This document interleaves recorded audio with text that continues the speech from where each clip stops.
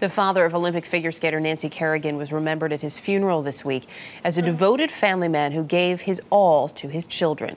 Now, one of those children, though, could be charged in his murder. CBS News correspondent Kelly Wallace has the latest. Tragic chapter for a champion as Olympic figure skater Nancy Kerrigan says farewell to her father Daniel. I think for Nancy, she's getting through today, and it's going to be one day at a time. One member of the family noticeably absent from the funeral, Nancy's brother, 45-year-old Mark Kerrigan, who is currently undergoing a psychological evaluation at a nearby hospital after being charged with assault. According to police, Kerrigan allegedly grabbed his 70-year-old father by the throat during an argument.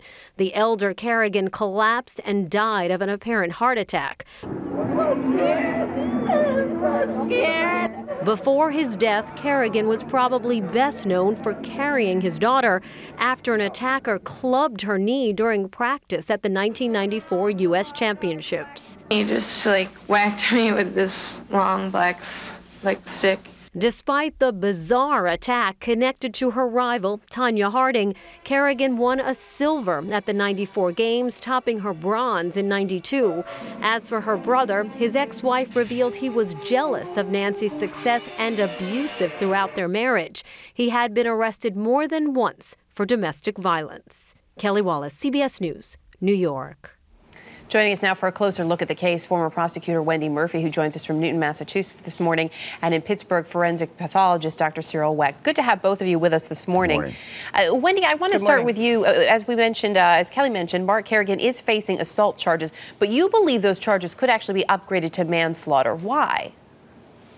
Well, there's a very real risk they could be upgraded. We need to see the autopsy first, but there's no question that Mark Kerrigan strangled his father, which was followed by a heart attack and then death.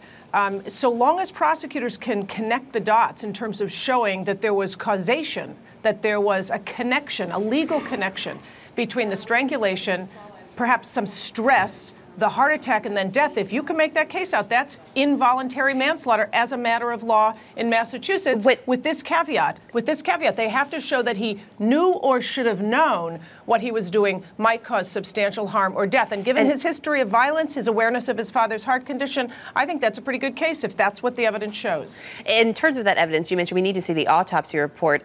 Dr. Wecht, when that autopsy comes out, is it going to be clear? Can you learn from an autopsy that, in fact, this alleged strangulation, alleged assault by Mark Kerrigan on his father actually led to some sort of a heart attack? Can you connect those dots in an autopsy? The most likely answer from a purely forensic pathological standpoint is no. I agree with Wendy's reasoning and analysis, and I've been involved in cases like that and have one now pending in an eastern seaboard state on a very similar scenario.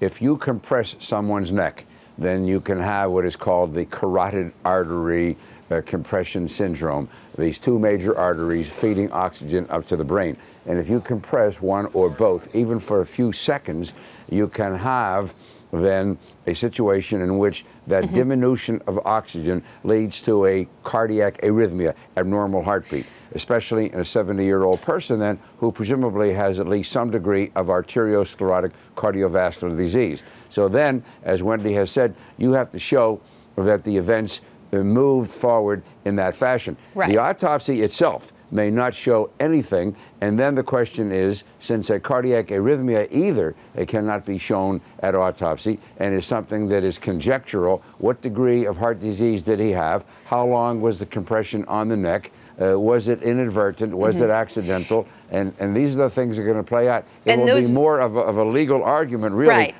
Than necessarily a medical one, but obviously those medical points are very important.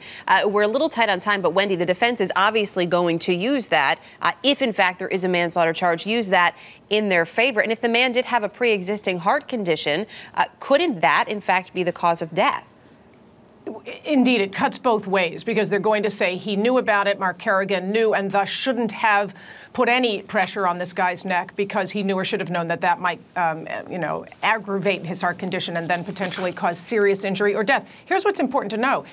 It doesn't have to be the only cause. The strangulation, the fight, doesn't have to be the only cause of death for Mark Kerrigan to be convicted. It just has to be a cause. But you can bet his defense team is going to find an expert to say this guy would have had a heart attack anyway, and that's reasonable doubt. A lot of people will be watching those results very closely, and obviously the case as well. Wendy Murphy, Dr. Cyril Wecht, really appreciate your insight this morning. Thank you.